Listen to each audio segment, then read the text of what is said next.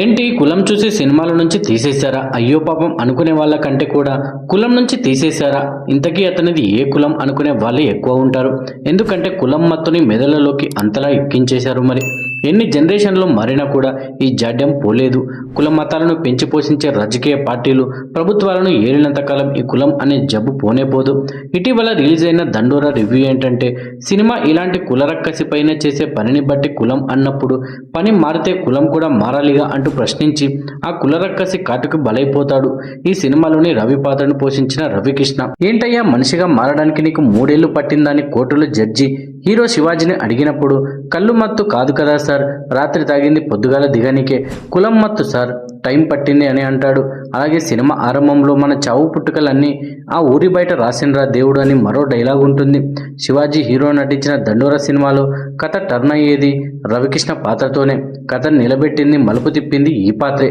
ఇలాంటి అద్భుతమైన పాత్రని పోషించాలి అంటే అందులో ఉన్న పెయిన్ని అనుభవించాలి.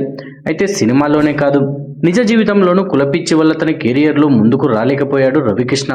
సమాజాన్ని పట్టి పీడిస్తున్న ఈ కులంపై గొంతెత్తే స్థాయి తనది కాదని, అయినా కులం కారణంగా తాను ఏం కోల్పోయాడో చెప్పుకొచ్చాడు రవికృష్ణ. నేను విజయవాడ నుంచి సినిమా ఇండస్ట్రీకి వచ్చాను. విజయవాడ అంటే ఇలాంటి కులం కథలకి కిరాఫ్ అడ్రస్. నేను ఇలాంటివి ఫేస్ చేశాను. చిన్నప్పటి నుంచి చూస్తూనే ఉన్నాను. స్కూల్ కాలేజీలో కులం అడుగుతారు, మీరేంటి అని. తరాలు మారుతున్నా కూడా అది ఇంకా కంటిన్యూ అవుతూనే ఉంది. నేను పర్సనల్గా ఫేస్ చేయడమే కాకుండా ఇండస్ట్రీకి వచ్చిన తర్వాత కూడా ఫేస్ చేశాను. కానీ కులం అనేసరికి మాట్లాడడానికి చాలామంది భయపడతారు, ఎవరు ఇంట్రెస్ట్ చూపించరు. ఇప్పుడు నాకు కూడా ఇలాంటి విషయంపై మాట్లాడేంత స్థాయి రాలేదు. నేను వివాదాలకు దూరంగా ఉంటాను. నేను ఇండస్ట్రీలో స్ట్రాంగ్ పొజిషన్కి వెళ్ళినప్పుడు తప్పకుండా నా వాయిస్ వినిపిస్తా. ఎందుకంటే ఇండస్ట్రీలో ఈ కులం వల్ల నేను చాలా ఇబ్బంది పడ్డాను. సినిమాకి సెలెక్ట్ అయ్యి అంతా అయిపోయిన తర్వాత అగ్రిమెంట్ అప్పుడు మన ఒరిజినల్ ప్రూఫ్స్ అడుగుతారు. అక్కడ నా ఫుల్ నేమ్ చూసి పక్కన పెట్టారు. మీరు మా వాళ్ళ అబ్బాయి అనుకున్నాం కదా అని తీసేశారు. ఇదేంటి సార్ అగ్రిమెంట్ అన్నారు కదా అని అడిగితే, అదే మళ్ళీ చెప్దాం మాట్లాడదాం అనేవారు. అలా 2-3 ప్రాజెక్టులు పోయాయి. డైరెక్ట్గా నో చెప్పకుండా ఇబ్బంది పడి, హీరోగా అనుకున్నాం కదా, మాకు ఛానల్ నుంచి ఒత్తిడి ఉంది, హీరో కాదు ఫ్రెండ్ క్యారెక్టర్ని అనుకుంటున్నాం అనేవాళ్ళు. పర్లేదు ఫ్రెండ్ క్యారెక్టర్ అయినా చేస్తానంటే, లేదు హీరో కంటే బాగున్నావు, హైట్ ఎక్కువ ఉన్నావని పక్కన పెట్టేశారు. రకరకాల కారణాలు చెప్పేవారు.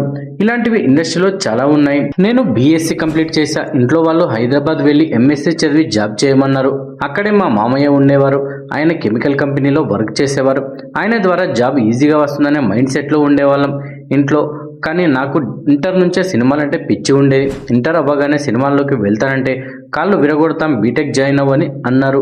లేదని డిగ్రీ ఫినిష్ చేశాం. వెంటనే చెన్నై వెళ్ళా. అక్కడ తమిళ్లో సీరియల్కి అసిస్టెంట్ డైరెక్టర్గా చేశాను. విజయం అని నా ఫస్ట్ సీరియల్. ఆ సీరియల్ 3 నెలలకే ఆగిపోయింది. కానీ ఆ సీరియల్లో one of the lead character కూడా చేశా. నువ్వు యాక్టింగ్ కోసం వచ్చావా, డైరెక్టర్ కావడం కోసం వచ్చావా అని అడిగారు. నాకు యాక్టింగ్ అంటే ఇష్టం, బట్ నేర్చుకుందామని విజయ్ రాజేంద్రన్ గారి దగ్గర అసిస్టెంట్గా చేశాను. ఆయన ఎంకరేజ్ చేశారు. ఆ తర్వాత చెన్నై నుంచి హైదరాబాద్ వచ్చేసాను. ఇక్కడికి వచ్చిన తర్వాత మొగల్ రేకులు సీరియల్లో ఛాన్స్ వచ్చింది. అలా నా జర్నీ స్టార్ట్ అయిందంటూ చెప్పుకొచ్చారు రవికృష్ణ. బుల్లితెర నుంచి వెండితెరపై అడుగుపెట్టి తనకంటూ ప్రత్యేక గుర్తింపు తెచ్చుకున్నాడు రవికృష్ణ. మొగల్ రేకులు సీరియల్లో దుర్గ పాత్రతో మంచి క్రేజ్ పొందారు. ఆ పాత్ర ఆయనకు కెరీర్ టర్నింగ్ పాయింట్గా నిలిచింది. రీసెంట్గానే వెండితెరపై సాయి తేజ్ నటించిన విరూపాక్ష చిత్రంలో భైరవ పాత్రలో తన నటనతో అందరినీ మెస్మరైజ్ చేశాడు. కాగా నటుడిగా మారకముందు రవికృష్ణ టెలివిజన్ రంగంలో సహాయ దర్శకుడిగా తన కెరీర్ను ప్రారంభించాడు. అంతేకాకుండా సీరియల్స్కు కొంత విరామం ఇచ్చిన రవికృష్ణ బిగ్ బాస్ సీజన్ 3లో పాల్గొని అక్కడ కూడా అదరగొట్టాడు. ఆ క్రమంలోనే విరూపాక్ష సినిమాలో కీలక పాత్రలో నటించే అవకాశం పొందాడు. ఈ సినిమా ఆయనకు వెండితెరపై కొత్త పాత్రలు రావడానికి సహాయపడింది. ఆ పాత్రకు పరిమిత స్క్రీన్ టైం ఉన్నప్పటికీ తన ఆ పాత్రకు న్యాయం చేసి విమర్శకుల ప్రశంసలు అందుకున్నాడు. ఇక ఇప్పుడు దండోరా సినిమాలో కూడా కీలక పాత్రలో కనిపించి మరోసారి తన టాలెంట్ నిరూపించుకున్నాడు. రీసెంట్గా ఓ ఇంటర్వ్యూలో మాట్లాడుతూ, ఈ రోజుల్లో రోజుకు కేవలం 50 మాత్రమే సంపాదించానని చెప్పాడు. ఆర్థిక ఇబ్బందులు ఉన్నప్పటికీ ఇండస్ట్రీపై ఉన్న ప్రేమ పట్టుదలతో ముందుకు సాగానన్నాడు. నటుడిగా మొదటి అవకాశాలు వచ్చిన తర్వాత ఆయన రోజువారీ ఆదాయం 750కి చేరిందని చెప్పారు. అలానే సినీ పరిశ్రమలో ఎదుర్కొన్న చేదు అనుభవాల గురించి ఓపెన్ అయ్యారు. తన పూర్తి పేరు తోట రవికృష్ణ అని తెలిసిన తర్వాత కేవలం ఇంటి పేరు కారణంగా 3-4 సినిమా అవకాశాలు చేజారిపోయాయని తెలిపారు.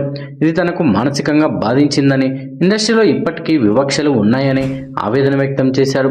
కొన్ని సందర్భాల్లో దర్శకులు నేరుగా అసలు కారణం చెప్పకుండా హీరో కంటే హైట్ ఎక్కువగా ఉన్నావు, ఈ క్యారెక్టర్కి సూట్ అవ్వవు అంటూ అవకాశాలు ఇవ్వలేదని అన్నారు.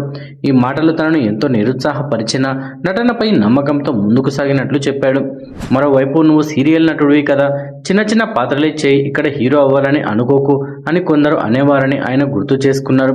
ఈ మాటలు తన ఆత్మవిశ్వాసాన్ని పరిరక్షించినప్పటికీ వాటిని అధిగమించానని చెప్పారు. విరూపాక్ష సినిమా తర్వాత తనపై పరిశ్రమ చూపు పూర్తిగా మారిందని రవికృష్ణ తెలిపారు.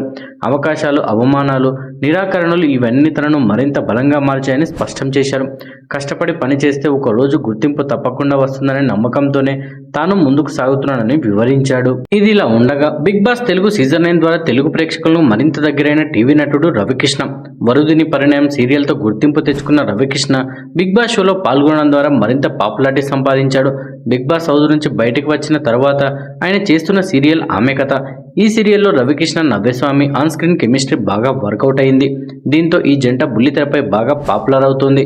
ఇటీవల శ్రీదేవి డ్రామా కంపెనీలో షోలో కూడా జంటగా పాల్గొన్న సంగతి తెలిసిందే. అయితే శ్రీదేవి డ్రామా కంపెనీ షోలో భాగంగా రవికృష్ణ, నవ్యస్వామిల పెళ్లి వేడుకను నిర్వహించారు. ఈ పెళ్లి వేడుక తర్వాత వీరిద్దరి సంబంధంపై రూమర్లు చక్కర్లు కొట్టడం మొదలుపెట్టాయి. రవికృష్ణ, నవ్యస్వామి ప్రేమలో ఉన్నారని వదంతులు మొదలయ్యాయి. ఈ వదంతులు మరింతగా వ్యాపిస్తున్న నేపథ్యంలో నవ్యస్వామి స్పందించారు. టైమ్స్ ఆఫ్ ఇండియాకు చెందిన ఈ టైమ్స్ టీవీలో ఆమె తాజాగా మాట్లాడారు. తమపై వస్తున్న ఈ రూమర్లను ఆమె కొట్టిపరేశారు. రవికృష్ణ తనకు స్నేహితుడు మాత్రమేనని చెప్పారు. మీరిద్దరూ పెళ్లి చేసుకోబోతున్నారని అడుగుతూ నాకు చాలా కాల్స్, మెసేజెస్ వచ్చాయి నవ్వుతూ. కానీ అసలు నిజమేంటంటే మేమిద్దరం కేవలం స్నేహితులం. సాధారణంగా ఇలాంటి రూమర్లను నేను అసలు పట్టించుకోను. కానీ ఈసారి నా ఫ్యామిలీ చాలా కంగారు పడింది అని నవ్యస్వామి వెల్లడించారు. తన కుటుంబం తనకు ఎంతో ప్రోత్సాహం ఇస్తుందని, కానీ ఈసారి మాత్రం తన తల్లి చాలా ఫీల్ అయ్యారని నవ్య అన్నారు. ఏంటిది, ఏం జరుగుతుంది, మేము నీకు పెళ్లి సంబంధాలు చూస్తున్నామని తన తల్లి బాధపడ్డారని నవ్య వెల్లడించారు. అయితే ఈ రూమర్లను పట్టించుకోవద్దని తన తల్లికి సూచించారని, అయినప్పటికీ నిరాధారమైన రూమర్ల వల్ల తన ఫ్యామిలీ చాలా డిస్టర్బ్ అయిందని ఆమె తెలిపారు. ఇక రవికృష్ణతో తను పనిచేయడం గురించి మాట్లాడుతూ మా ఇద్దరి మధ్య నుంచి ర్యాపో ఉంది, నటించేటప్పుడు చాలా కంఫర్ట్గా ఫీల్ అవుతాం. ఇది మమ్మల్ని మేము మెరుగుపరచుకోవడానికి ఎంతో ఉపయోగపడుతుంది. మేము కూడా ఈ రూమర్లు విని నవ్వుకున్నాం, కానీ వీటిని ఆపడం మన వల్ల కాదు కదా అని చెప్పుకొచ్చారు. ఇక శ్రీదేవి డ్రామా కంపెనీ షోలో పెళ్లి గురించి మాట్లాడుతూ పెళ్లి సీక్వెన్స్లో మా అసలు పేర్లే వాడాలని మేకర్స్ అడిగారు. ముద్దు పెట్టుకోవడం, ఇతర సన్నివేశాల గురించి మేము ముందే కంగారు పడ్డాం.